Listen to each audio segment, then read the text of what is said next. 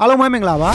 ဒီနေ့ညမှာဒါလီကတပူစကူးနိုင်ရေးစူးစမ်းနေတဲ့ရီယယ်မက်ဒရစ်ရဲ့ပွဲစဉ်ရှိနေတာကြောင့်ဒီပွဲစဉ်တွေရဲ့ရင်ခုန်သံတွေဆက်လက်ဆူရင်နေဦးမဲ့သဘောမှရှိပါတယ်ရီယယ်မက်ဒရစ်နဲ့ရင်ဆိုင်ခဲ့တဲ့နောက်ဆုံး၄ချိန်ဆက်ဘူမြထားတဲ့ဂီတာဖေးရဲ့ဆင်လာကြောင့်အရှင်ရီယယ်မက်ဒရစ်ရဲ့ဘော်လီစီခတ်တင်းထဲမှာဘူပေါင်းစည်းအသားစားတာမဖြစ်ဘဲနဲ့တော်လုံးနေတာကိုတွေ့ရပါတယ်အရှင်သင်းဖြစ်တဲ့ရီယယ်မက်ဒရစ်ကလူကြိုက်များတဲ့အသင်းဖြစ်ရှိနေမှာသိကြပြီးတော့ဇုကွက်ဖြတ်ကျော်နိုင်မလားဆိုတာကြေရှာရဖို့ရှိနေပါတယ်